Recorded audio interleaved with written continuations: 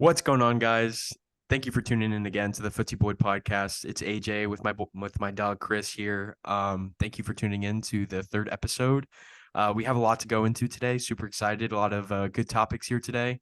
We're testing out with a bit of a setup right now, so just bear with us. New camera, upgrading as we go. So definitely testing things out as we improve.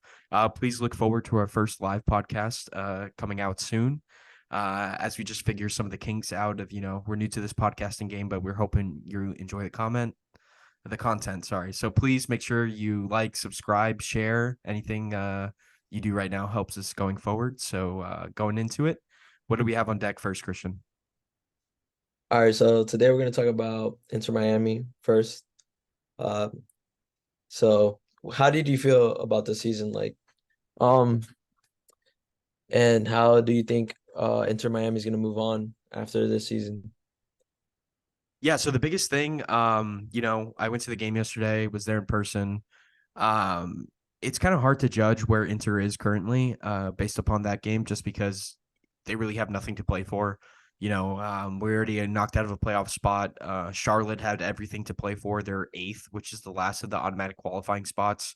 They have to play for that playoff. So it's difficult to tell exactly where Inter Miami finishes off the season. We play them again on Saturday, and I think we're going to expect a strong lineup again because Messi's back. And, when Messi plays, we tend to win most of the time. So, but moving forward, I guess looking into next season, we need to invest more in the youth. I think we need to say goodbye to Joseph Martinez. Thank you for your 7 goals in 40 games or whatever terrible contribution. Did not exactly pan out how we had hoped originally. But I say with the renewed contract of Campana, Miller, we have some big hitters going forward in MLS standard. So I think that's a positive note. But in terms of the season overall, very disappointing season. We had about 6 weeks where it felt good to be a top club. With the introduction of Messi winning our first trophy, international trophy, mind you, that against the Mexican side. So definitely from June to say the beginning of August, it was phenomenal. But other than that, terrible, awful, no good, very bad season. Let me interrupt you there. I mean, okay, we can look at it at that standpoint, but we can also look at it at another standpoint. Being this the fourth year of the club officially, technically, taking away the COVID season, it would be technically the third year, but this is the third year of the club, and we won a major trophy. We won the first Leagues Cup ever performed, so we have to be a little bit proud of that. Uh, we went to a Open Cup final. We sadly got second place, but also got to be proud of that. And then, I mean, the MLS, it was a disaster from the start. We didn't get the points that we should have gotten, and we didn't win the games that we won. I think the goodbye to Neville and the introduction of Tata. Still, Tata's not accustomed to winning those MLS games because there tends to be a difference between the actual tournaments and the MLS. The team is not there in the MLS, in my opinion. But also, overall, we made a huge squad difference. Take away Grigore, take away Juan Mata in the beginning of the season from ACL, LCL tears. Bringing in David Ruiz, Cramachi from the academy, becoming star players, and then now towards the end of the season, you're bringing in Busquets, Jordi Alba, and Messi. So I mean, then you also have Gomez, and the other Argentine Aviles who also came as a center back. Um, I think it was a successful year. Honestly, even though we had a bitter taste in our mouth because we did lose that Houston final. No disrespect, but at least we didn't get blown out. We lost 2-1. We managed to make a goal like 90th minute. It put us on the edges of our seat because it with Messi there, we tend to have like those fairy tale endings where he'll score a last minute goal, tie, and then go to extra time or go to penalties. But overall, I think it's a successful year. I think it was the right choice to switch manager, especially. I've said this since last year. We needed a new manager. We brought in new players. I think where we mostly failed at was the signing of big players. I know we could have easily signed Keylor Navas, who was on his brink of his last couple years at PSG. We could have easily signed Sergio Ramos, which was honestly one of the key favorites to strengthen that center back defensive line because that's where we're mostly lacking. Popular belief. And then, I mean, other than that, I think, and we paid for an extra designated player spot. We took it away from a different team. Correct me if I'm wrong. I forgot what team it was, but we didn't use it. We just left it there. We were hoping to rival Suarez, another striker, but you're right. I think Joseph Martinez, my bad, leaves, and we give Campana that title spot that he had when Higuain was there, where he carried the team for consistently the MLS. And looking forward, I think we just need to make a little bit better transfers, stick to a very strong young group that we have, and just to wrap up the season, we had a good season. I think this is in the light of something new, something fresh. The team definitely started playing better when Tata came, and compared to last year, we have one trophy. So, and we made it to a final. So, I think we just got to get what we took. So, Yeah, I mean, but I guess just to comment a bit more on that, we made it to a playoff game last season. I know there was a lot of criticism on Phil Neville, but the biggest thing is that we made the playoffs twice in our short time in the MLS. So I would say that we're kind of supposed to be there this year. I mean, we started off super strong, beating finalists in Philadelphia and winning a game that we lost 3-0 in Montreal to win, but I think you're right in the fact that we did need a new manager halfway because he got found out. His tactics were exposed. And then that's where we lost a lot of the games. I mean, we only lost 2 games at home last season. And this year, it seemed like we were scratching for a point every time we played a drive pink. And if you're going to do anything, and I know it's an Americanized sport in MLS, but if we're going to make it to the playoffs, we need to win home games. And I would like to say that it is on the Inter Miami crowd as well, because we went to plenty of games when there was, like 3,000 people. Thankfully, those days are over with the signing of Messi. But I think looking in forward to next season, we have to be excited. It's something to be extremely excited about. But I think it's fair to say that it was disappointing this whole year. Um, I don't think that that's an extreme shout. I know that you're the optimist between the two of us, but I would say that most definitely um, not the storybook ending that we had hoped for.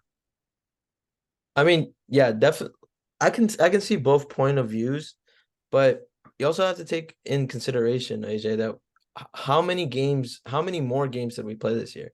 You have to think about the League's Cup. It was 2 games to qualify, and then however 4 other games that to make it to the final. Then you have to also take an open the Opens Cup. It was like 4 games to qualify. You have to play, and then it's like the official 4 other games and to make it to the final. You have players coming back from a World Cup also. Uh, you know, a lot of international break to successfully. Thank God, a lot of our players are getting called up to the first squad of their teams. We have Miller who plays for Canada. Messi obviously plays for Argentina. Capana was getting called up for Ecuador previously until he got injured. Jose Martinez consistently gets called up for Venezuela. So, in my opinion, I think it was just a tiring season, especially Busquets. Busquets coming from Barcelona, playing pretty much the whole season, and then coming into Miami, he had no breaks. He went to the World Cup also. Was his final World Cup. Uh, like just an overall a lot of tiredness and a lot of injuries. I think a big thing also a lot of games were lost because of injuries or and no player feedback. When Messi got injured, I know that's our biggest player, but that made a huge difference to the team, especially when he's our main goal scorer because he consistently scored goals every game that he played. And yeah, that's the big difference. So you got to think about um the other back behind the scenes things that happen on the camp. So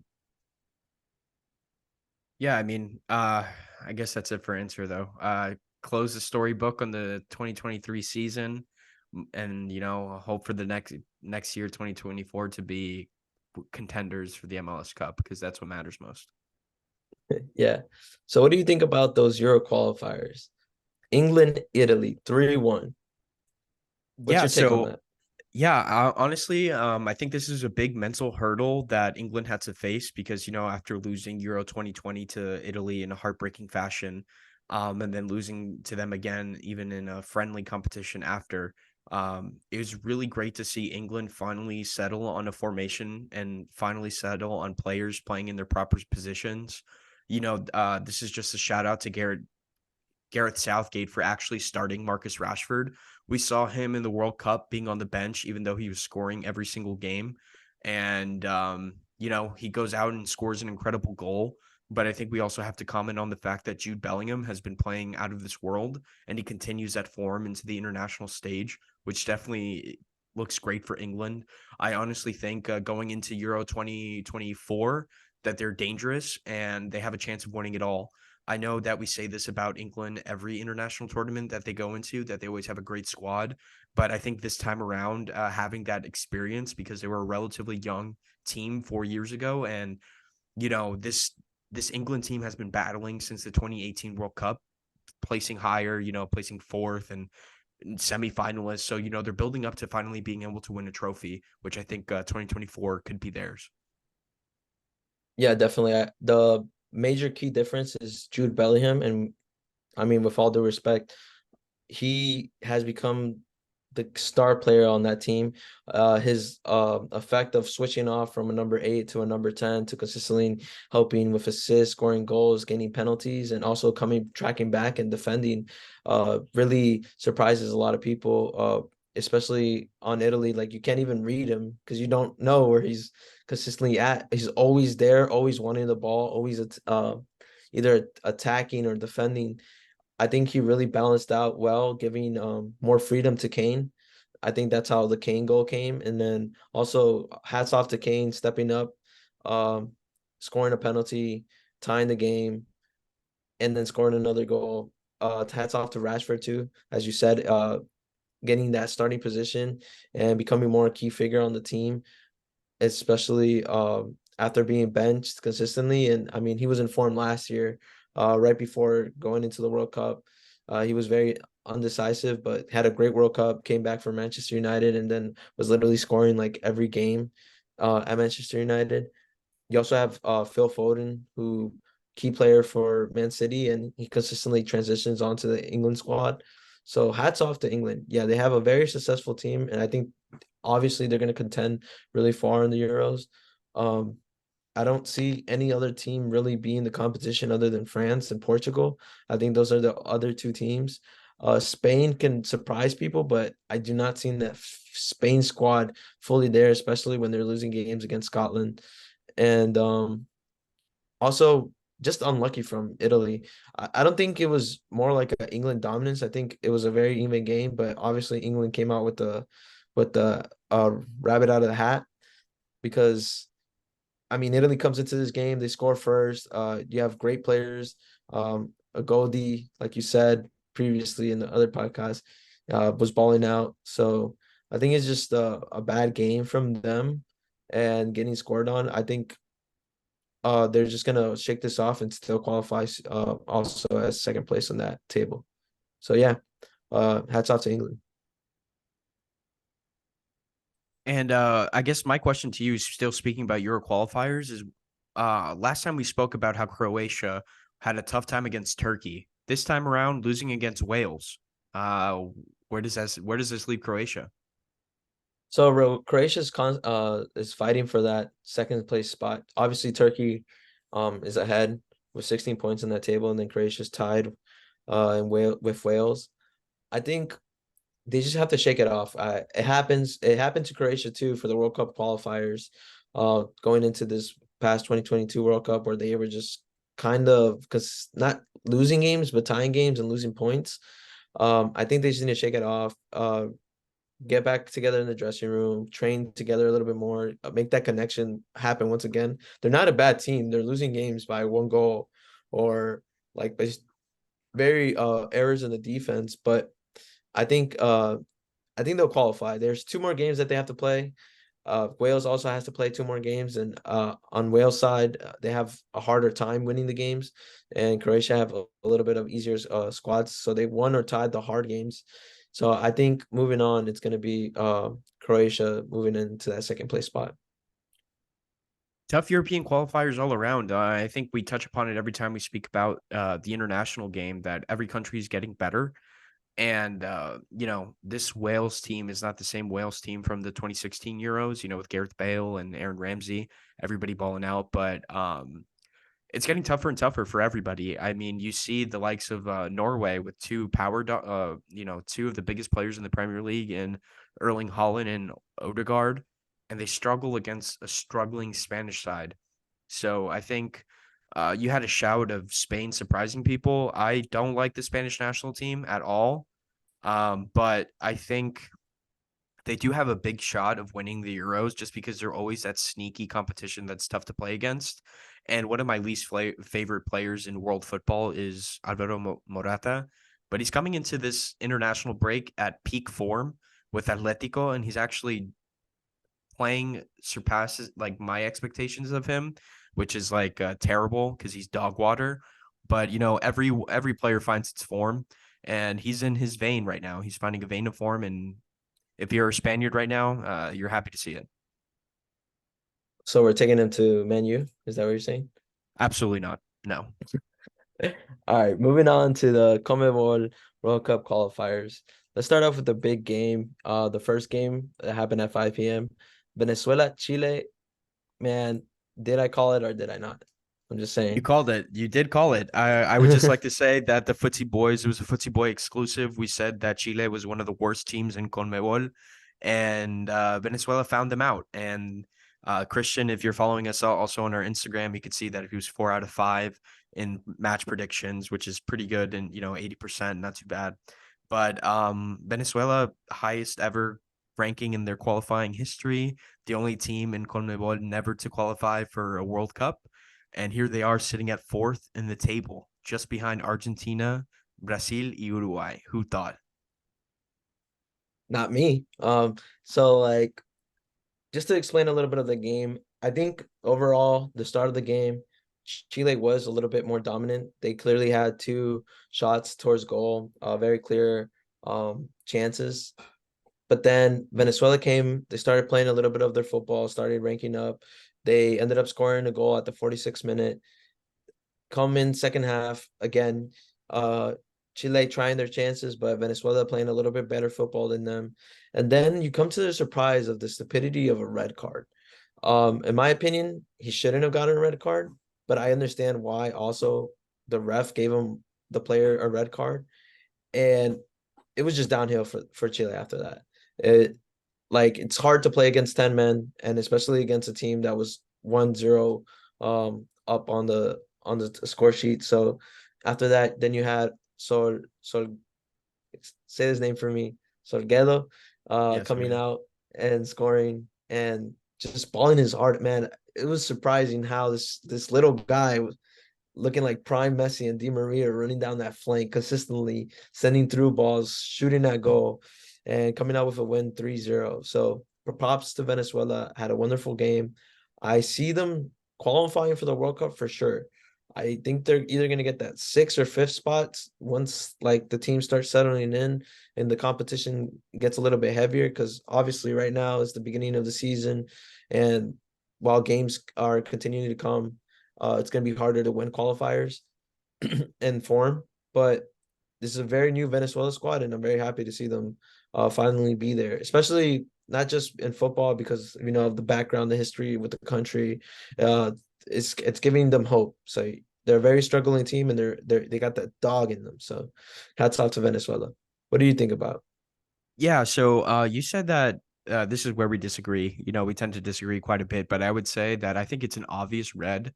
You can't go up to the ref and provoke him multiple times, poke him, push him. I think it's an obvious red. I mean, I think if that Chilean player is any good or any like smarter than he should be, you just walk away with a yellow because that was a hard challenge, but no more than a yellow. And it's just actions after the fact that you can't do on a pitch. I mean, not to compare it because there's nothing close, but for those who watched the David Beckham documentary, you saw how he kicked Diego Simeone fakely, like a little vague kick here. Nothing too crazy, but when you provoke a ref, that's the ultimate straw, and that's a yellow at least. And to get that red, I mean, Chile have to look at him and say, "Hey, next time, keep your head." I mean, if I'm the Chilean coach, I don't even call him up next time. I know he's probably banned for what 2 matches now off the bounce. I mean, if I'm Chile, I have no hope of making it to the World Cup. Just focus on your major, do something else, go to work, go to school. Don't even worry about Chile football. It's not there. I'm being harsh, but it's the reality. I mean, when you have a 39-year-old Alexis Sanchez playing with a 85-year-old Arturo Vidal, and they're your hope for making it to the World Cup, God bless you, because no shot at all. Yeah, I mean that's my view on the game. Nah, that's a little bit I don't think even Sir Alex Ferguson would have made those decisions. No, definitely Chile's in a tough spot because it's it's this games like this where they either have to tie or win. And more leaning towards a tie because Venezuela is a team that right now they feel like they're unstoppable. And and the real view of things, I see Chile qualifying seventh. I see them going into that um international playoff to qualify to the World Cup. I don't see them moving on in the top six. But yeah, I think if the player revokes the red card, I think they'll just give them a 1 game suspension, or they can maybe even revoke the card completely. It just depends up to the Federation of CONMEBOL because we've seen worse things. We definitely have seen worse things than just a little small poke. I don't think it was a big deal. I think the ref came up with a little bit big of an ego, and he was just throwing out cards. Literally, he was playing Yu-Gi-Oh. I don't know, but the thing is, yeah, like I just feel bad for Chile. They're still one of the favorites or one of the most among approved teams over Paraguay, Bolivia, and Peru that I see more qualifying to the World Cup than the other three. So yeah. So let's move on to the second game of the CONMEBOL. Uh, Ecuador, Colombia. Yeah, this was a game I was most excited about, being of Ecuadorian descent. And I have to say that starting off that first half, I had major hopes for Ecuador, doing really well against Colombia. We controlled the midfield the first half. We locked down Luis Diaz, which is something that you have to do if you're playing against Colombia because he's an absolutely phenomenal player. And I have to give my props off to Colombia. It's not necessarily our biggest game that we play every qualifier, but it's it's a rivalry game in South America. Every game is a rivalry game. So going in, this is a good point for Colombia to get because playing in Quito is no easy feat. And they dominated Ecuador in the second half. It's sad to say. I mean, we got run over basically. We weren't creating any chances. We saw Ender Valencia show his age a bit, being 33. I know he had a phenomenal season for Fenerbahce, and then when his move to Brazil in the Libertadores, he was still scoring goals. But I think he's tired. I think he needs a rest, and I don't understand why the Ecuadorian manager is not calling up the likes of Campana. I think he would be a great addition to the squad. But from that, just talking about the game, just talking about the game. The most difficult thing for Ecuador was containing Luis Diaz, which we did for amount of time. And then also, we played a back five against Colombia, and I kind of thought that we would because we played against a back five against Bolivia. But we saw the importance of Pervis Estupiñán in this game because without him, we didn't have that chance creation coming from the left hand flank. And also, the Ecuador scores most of their goals through headers or through the air, and we were missing that delivery. I think if we had him, it becomes a completely different game. And just also touching on Hamas finding a vein of form, he remembered how to play football. He's playing phenomenally at the moment for Colombia, and if I'm a Colombian fan, I'm definitely hoping that this continues because if they continue playing like this, they're a shoo-in for the World Cup. I'd have to say. Ecuador, we have some things that we have to improve, but overall, not terrible. What'd you think from watching the game? So in my opinion, it was a very even game. It was very constantly back and forth, very CONMEBOL football, a lot of pushes, a lot of tackles. I think honestly, the little regalito that they gave to Colombia should have put Colombia in the lead, and I think they would have won easily 1-0 if Luis Diaz wasn't to fail that penalty. But overall, I think it was a good game. Luis Diaz, definitely you have to shut him down. James playing wonderful football again. Looks like prime World Cup 2014 in form. James, coming into Real Madrid 2014 James. So yeah, hats off to just Ecuador and Colombia. I mean, Colombia mostly being on a 15-game streak without losing, including friendlies and CONMEBOL qualifiers. So I'm very excited to see what both of these teams bring and see them fight for that third spot. Um, qualifier. Like obviously right now in the run, it's Uruguay, Colombia, and Ecuador fighting for that third spot. Being Argentina and Brazil always typically finish first too. So yeah. And then talking about Brazil and Uruguay, let's move on to the next big game of the very big game of the qualifiers.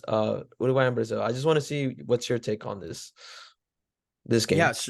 Yeah. So, I guess first and foremost, shock to the world of football with Neymar being out for an extended period of time due to injuries in his knee. Um, I mean, I think I'm going to take a big shout out right here and probably say I think this is the last we see of Neymar in a competitive instance playing at the level that he was. I mean, we already saw him at a decline.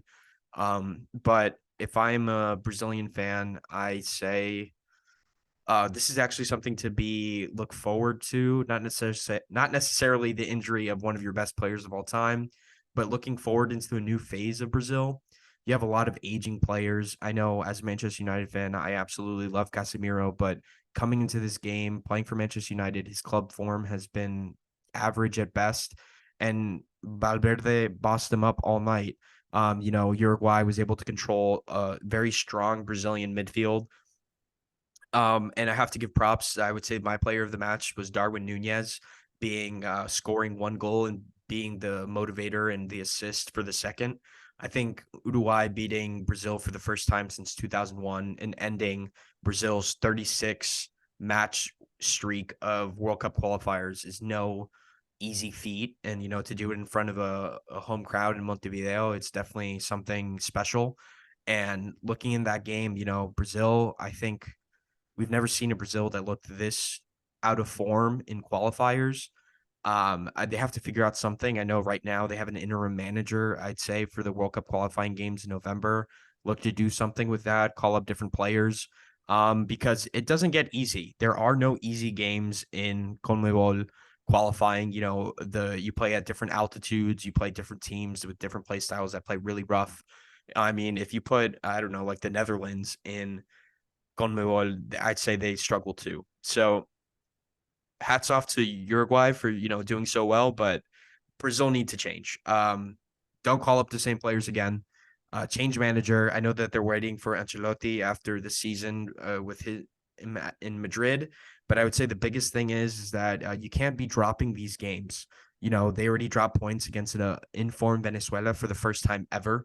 And, it's cutthroat. So if you drop 2 points here, 2 points there, lose a game here, lose a game there, you could easily find yourself in seventh. I'm not saying that's going to be the fate of Brazil. I'm just saying that's the fate of any CONMEBOL team that struggles. So, what were your thoughts on the game? So I've consistently said this even before the World Cup started and the call up of the players of the World Cup when Brazil qualified. I consistently say this now. We're looking at a very mediocre Brazil. And it's all in the thought of the coach because you can't play soccer with five forwards. It's not possible. If you don't have a midfield, you don't have balance on the team. And that's what I consistently see from Brazil. I love Casemiro. He played for Real Madrid. He's a wonderful player, but he cannot hold the down in midfield himself. He needs two other supporting roles, running back with him, also helping up and passing the ball. Yes, he's great, but look, I think also in the take of Neymar, I say the same thing. Neymar playing that number 10 position, he does it great. It helps a lot in attack, but Neymar doesn't come back and defend, guys. Look, you're literally having a big hole in the gap between the forwards and the midfield. That's why Brazil is failing. That's why the ball is not getting to Vinicius, it's not getting to Rodrigo, it's not getting to Richarlison, it's not getting to Neymar. Neymar literally has to get it and then distribute it himself, do 20 step overs, and then stuff like this happens. He gets injured. So I mean, no disrespect, but yeah, I think Neymar is living up to that typical Brazil role. Ronaldinho lived it, Robinho lived it, Ronaldo also lived it, where they're great players, they're in form, they move to a different club, they get injured, and then you don't see them as getting to that full potential that they could have been. I mean, he's still young. I think he still has a good 4 more years, but also with his talks of retirement, at an early age. I saw the Neymar documentary also where he talked about a lot of his life and he suffers and he just wants to live life and have a good time. Well, I think yeah, eventually he's gonna go from PSG and he's gonna go back to Brazil. And that's just my opinion. But yeah, a very mediocre Brazil. But sorry, Neymar being out for 9 months for that meniscus repair. Hopefully he gets repaired and we get to see good football from him in a year. But hats off to Uruguay also. De La Cruz, wonderful game. He's probably the underdog in this story. Typically, he doesn't play that number 10 spot, but I think just for this game, it was a perfect reach because he's very physical and he runs really fast. Um, extra push from he gave that extra push to Nunez. Uh, hats off to Nunez being solid in overall Uruguay form. I think he's better at Uruguay than being at Liverpool. He actually scores goals here that matter. Um, and then hats off to Valverde being a very young captain and leading his team to victory. You know, you have great players like Valverde, Araujo, Nunez, and then they got that dog in them. They want these wins. They're fighting for that, and that's why they're at second place behind Argentina on the table. So, hats off to Uruguay. I called it. I knew they were gonna win. I knew they were gonna surprise Brazil, and hopefully they continue the streak. I really like this Uruguay team. They seem more promise. I miss seeing Diego Forlan scoring bangers with Suarez. So hopefully Uruguay qualify easily into the next World Cup and we get to see a great performance at the 2026 World Cup. So all right, moving on to the next big game, Argentina, Peru. So what do you think about this game, AJ? Yeah, so I mean, it was going to be a wash either way. It's Argentina. I know Peru tends to give them a game sometimes, but not this Peru. Very poor from them. I know it sounds extremely negative today, but we saw a lot of bad soccer yesterday. And the thing is we see a team, we see what happens when you form a team around Messi, something that PSG failed to do. Um, Phenomenal, still one of the best players in the world. And with the likes of, De Paul playing really well, Enzo Fernandez turning up for Argentina, not necessarily Chelsea, but when he plays, he puts on that Argentina shirt, he balls out. And then you see, I mean, I would say the second best Argentinian player on the planet right now, Julian Alvarez, absolutely giving that dummy, allowing Messi to come for the space and, hit it with that magical left foot. And, overall, great game from him. Overall, great game from Argentina. And for your fans to be cheering you out of the stadium in the 30th minute of the game, I think it's time to see a new manager in Peru if they want to salvage any chance of making to the World Cup. I know I'm speaking in absolutes at the moment. I know it's very early on. They've only played, I think, 4 qualifying games. We have 6 more in coming up in November, but it's very easy to tell what teams are going to turn up and what teams aren't. I know, like, we don't play again after these November games. Conmebol doesn't play again until September 2024, which a lot could change. It's a year from now, but a lot has to change from the federation up and down. I'd say they're in a very similar situation as to Chile, where they had a very good squad. They have Guerrero, Advincula, some pretty decent players there in Peru. They're aged out. You need new talent. Look for players inside the league in Peru.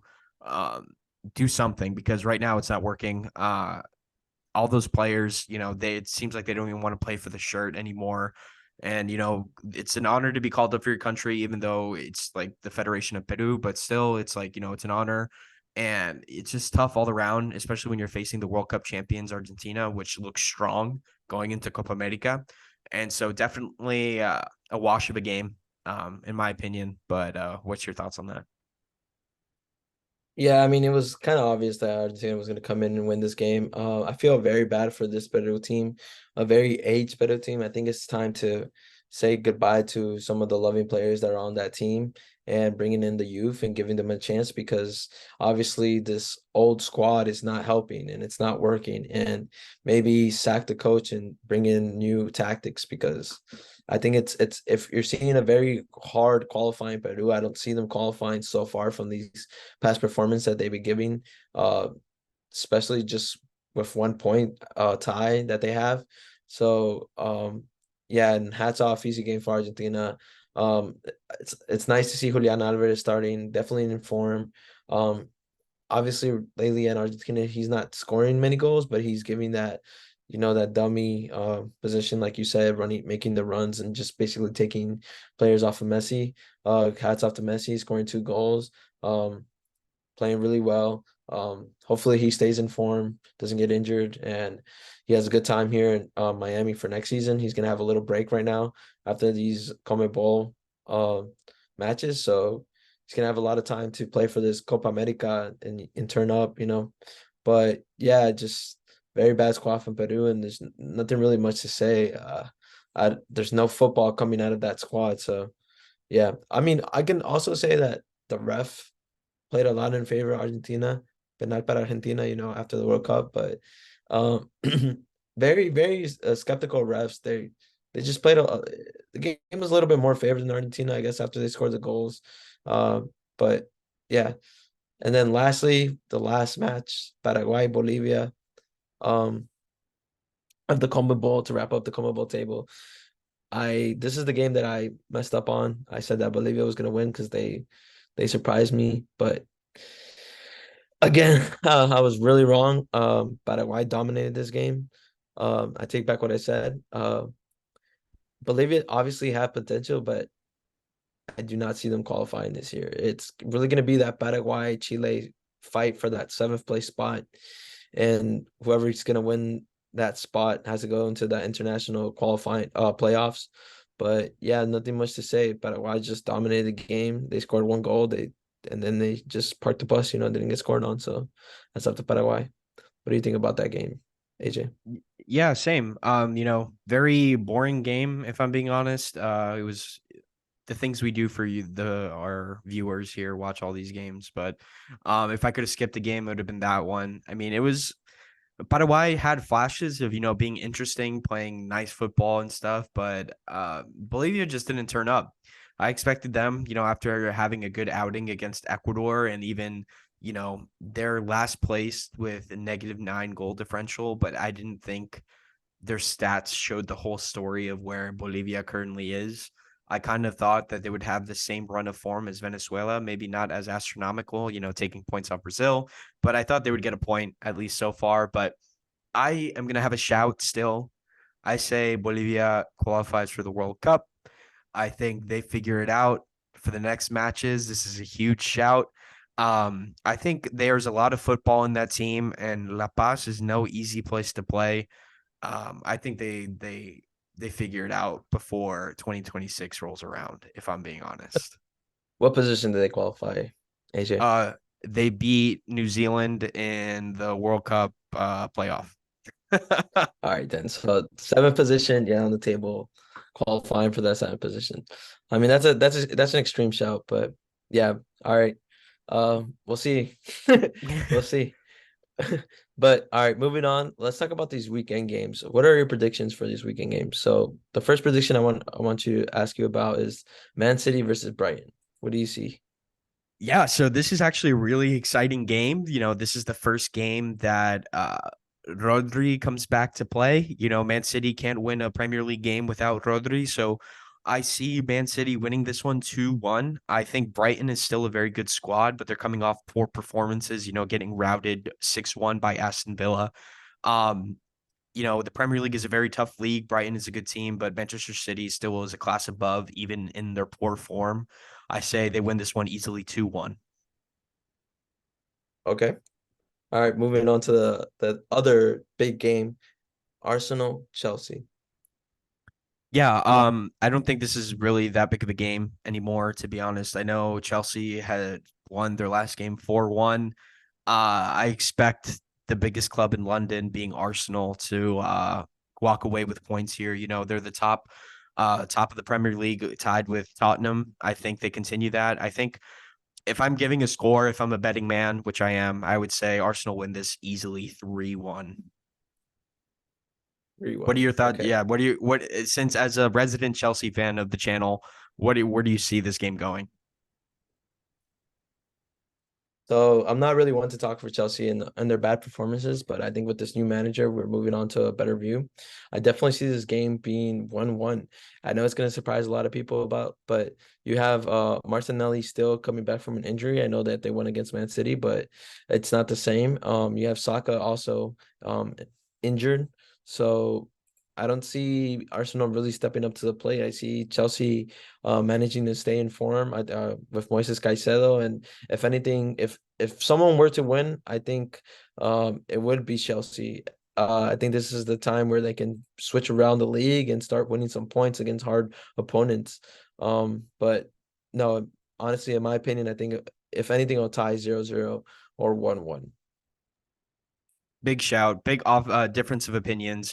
Make sure we're gonna have on our Instagram after this. We're gonna have who do you think will win the match? Are you team AJ or team Christian? I think this is one way to go, and it's definitely Arsenal. But anyway, moving on. All right. The next big game, let's just talk about your little team, Manchester United, versus Yeah, Sheffield United. So, what do you think about that game? yeah. So the biggest club in England plays again on Saturday. Thankfully, I will be watching the game, and you know, moment of silence here because no, we should be winning these games fairly easily, and these are the tend to be the games that we struggle with the most because who our players could turn up for like a Liverpool, we could turn up when we're playing against Arsenal or a big team like Tottenham. I was going to say Chelsea, but I had to stop myself. But I would say United squeak by. We absolutely squeak by with a 1-0 win and the goal coming from Bruno Fernandes. That is my prediction: 1-0 against Sheffield United away. I agree. All right, moving on to the next game. Let's move on to La Liga. Um, Real Madrid versus Sevilla. What do you think? What's your prediction on this? Yeah, I mean, Sevilla is always a tough team to play. Real Madrid normally don't go out and score 6 goals against Sevilla, if I'm like, I think. So I would say that Yeah, this is actually going to be a difficult match. Sevilla's midfield is turning up at the moment, and you have like uh their wing backs, absolutely going forward, allowing the strikers to score goals, find space. And I think Real Madrid kind of struggle against when you have speed in the wings because, Vinny is now a senior player and he doesn't really track back to defend. So I think Real Madrid squeak by this one, but a 2-1 win with a goal coming from Bellingham, at least one of those goals. And yeah, so I think Real Madrid 2, Sevilla 1. yeah, I And also agree. yeah, It's gonna yes, be it's not gonna be an easy game. It's gonna be a hard game. Sevilla, they have their little diamonds in the rough on that team, and they tend out to defend really well. But yeah, I do see a goal from potentially Bellingham this weekend, and then another goal from Joselu. So yeah, I think Bellingham's going to continue his run, and Real Madrid are just gonna probably gonna get scored on first, and then they're gonna come back. So yeah. All right, moving on to the next big game this weekend. Um, Barcelona Athletic Club. yeah. So again, shockingly enough, you will see this on the pod. Eventually, we'll do a recap of our Europe trip, but we had the pleasure of going to San Mames and watching this game live. And I have to say, Athletic Club has one of the best fans and some of the best fans in the world. And I think they travel pretty well, especially to Barcelona. I'm going to say it is going to be a tie. I say 1-1 Barcelona and Athletic Club. Your thoughts on this game? I think Barcelona are probably gonna win this game. I think it's things need to start turning out in their favor. I know they've tied consistently these last few games. They struggled in the Champions League, winning 1-0 over Porto, but I think Barcelona are going to win this game. I think Ferran Torres is going to step up. And I know they have a lot of injuries. I got to give them the benefit of the doubt. But I think the Barcelona squad is going to try to continue be in the top three in Spain. Um, yeah, the only reason I don't think it's going to be a tie is because they're not playing in San Mames. If they were playing in San Mames, I would give it definitely to Athletic Club a tie. But Barcelona is still the superior team, and you just gotta, respect them. So yeah, moving on to the next other big game, um, Milan versus Juventus. Milan being in first place and Juventus being in third place. What do you think? Who's gonna win this match? Yeah, I think this is actually kind of an easy match to call. You're catching Juventus in the middle of controversy with some of their players, the betting scandal, illegally betting. So Juventus is down right now, a club riddled in scandal. So, and you have two Americans on Milan. So I see them winning it all 3-1. I agree. I see Pulisic scoring another goal. Pulisic, my bad. Um, yeah, I mean, I really like this Milan squad, man. I like seeing them play in Italia and Serie A. I really don't watch Serie A. We were watching Roma being again going on this Euro trip and being going to the Olympic Stadium in Rome and watching Roma versus Juventus and making seeing them win 1-0. Seeing Roy Keane get a red card literally stepping on the field and instantly getting a red card was hilarious. But I definitely appreciate this new AC Milan team with Pulisic, Musa. They brought Loftus-Cheek from Chelsea also. They're playing really well. Rafael balling out. Yeah, I see AC Milan winning the Serie A this year. Yeah, I definitely agree. I don't think that's a controversial shout. I mean, you have teams like our favorite Roma in Italy not doing so hot. Mourinho already in the hot seats coming up this season. Napoli still firing on all cylinders, but Serie A is wide open, and I think AC Milan are the favorites. Yeah, but yeah, all right. Just to wrap this up, thank you guys for listening. It's your boys, the Footsy Boys. Christian signing off and AJ. So thank you Yep. guys. Thank you for Peace listening. out, guys. Peace out, Peace guys. out. Make sure that you follow us on our socials, Footsie Boys on everywhere. And we're close to reaching 100 views on our first video. So if you could please watch back. And as soon as one of these videos hits 100 views, we'll upload the audio version to podcast streaming platforms everywhere. So be on the look for that. And we're super excited to continue doing this. Please help us grow. And thank you guys. Thank you for tuning in. See you guys later.